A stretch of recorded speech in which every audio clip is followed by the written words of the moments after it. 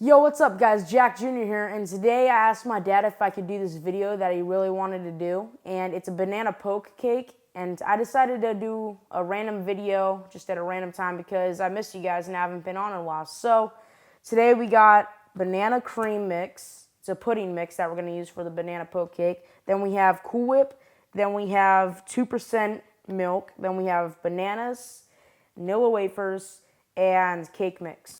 So just a little side tip before we get started. I'm just going to show you how to grease the pan so the banana poke cake won't stick to it, and we should be good to go. So that's about a good amount of butter, maybe a little too much, but it'll work. So you just wash it down like this, like your parents are forcing you to wash a car and you don't want to. So you do it kind of lazily. Just make sure it gets around and spreads, and it looks hideous, but it'll work. So there we go. It's almost greased now, and just make sure you get the sides too, because the sides, that's where you're going to need to cut everything, and you're going to need to get it out by like a spatula or something like that. Now that we have the pan buttered, which I can guarantee you this cake won't be sticking at all, but we're going to get this all set up. You're going to just make your batter just as it says on the back of the box with your oil, your eggs, and your water. Let's just pour it in. But first we're going to do the eggs. It doesn't matter what order you put these in, just as long as you get it in. Okay, so next we're going to do the water, just 1 cup of water. Now we got our oil, and it's 1/3 cup of oil. Now you just want to stir until it's smooth, and make sure you break up the eggs and get it all nice and smooth before you put it in the pan. Okay, now that it's all done, you're just going to fill the pan with it, and then the next step after that is to give the batter to your kid or dog or whoever wants the batter in your house, even you. It doesn't matter. But just make sure you scrape it and get all the remains in, and then what you're going to want to do is you're going to want to even it out. So, okay, now that you got it all in, just going to even it out. Now I'm just going to tap it just to make sure all the bubbles come out of the batter, and you should be good to put it in the oven. Now that you got it all evened out and smooth and you got most of the bubbles out, you're going to put it in the oven. You're going to preheat that to 325 degrees Fahrenheit. And you're going to put it in the oven for 34 to 38 minutes until it's perfect, and then you pull it out. Now that we have the cake done, and it has to cool for 5 minutes before you ever touch it again. So get a straw or anything that's round and can poke. So you're going to just poke in rows like this. Make sure there's at least 1 inch between each hole, so the holes don't like collide, make one giant hole, and then it looks ugly.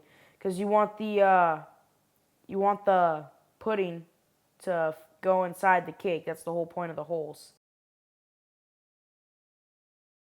Okay, now in case it's still hot, you're going to want to put on your gloves or whatever you use to put it in the oven. So just take it and put it off to the side, because we're now going to make our pudding/icing.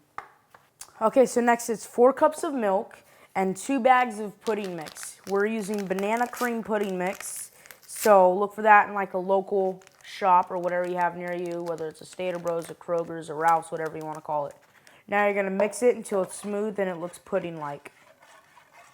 Okay, now you're going to pour this slowly on top of the cake, and then you're going to gently spread it round and round after you get it all across the cake. Make sure you cover every part of the cake. So now we're going to use this, and we're going to spread it all out, make it all smooth, and make sure it gets in the holes. Okay, now you're going to chill it for 2 hours now that you got the pudding and everything ready to go, and then you're going to come back to it, and then you're going to put your Cool Whip, and then I'm going to show you how to properly crush the nilla wafers to use it as topping on the Cool Whip. Okay, now that you got your cake in the fridge, you're just going to crush nilla wafers. This is probably the easiest way to do it. Okay, now that you got your cake in the fridge, you're just going to crush nilla wafers. This is probably the easiest way to do it. Probably, if you find like a way, like you use like a huge dictionary or something and you use a ton of them, but this is like maybe 1 or 2 at a time. Let's try 2 first. So we got 2, and we're going to space them apart, and then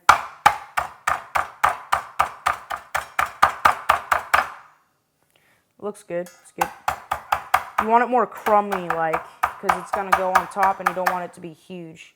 If it was going in, I probably would have left it whole, but it's going on top. So there you go. Got some nilla wafer crumbs. That one's probably a little too big, so just take out the big pieces or leave them in. The choice is yours. It really doesn't matter how you do it, but they can't be like whole pieces of nilla wafers. All right, let's cut into this bad boy.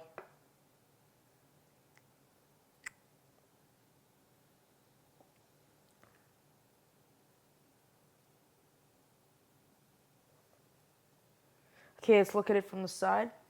Looks good. Let's put it on the plate.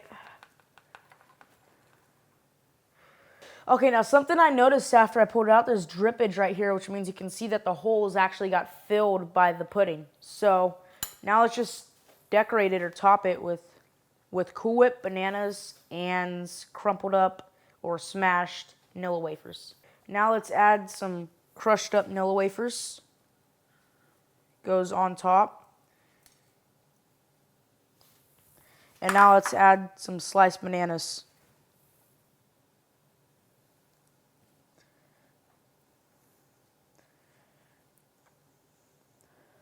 Looks good. Now let's eat it. Okay, let's give this baby a try.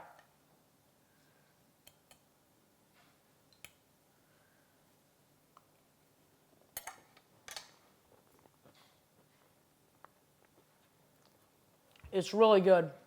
It's a little sweet. If you want to add Nilla wafers just to make it a little more plain, if you don't have much of a sweet tooth, I would add that. But other than that, it's awesome. So make this at home, and if you made it with me, congrats. I bet you're enjoying it right now too. So I hope you enjoyed this video, and I hope you enjoy this lovely dessert, and we will see you on the next time with Cooking with Jack.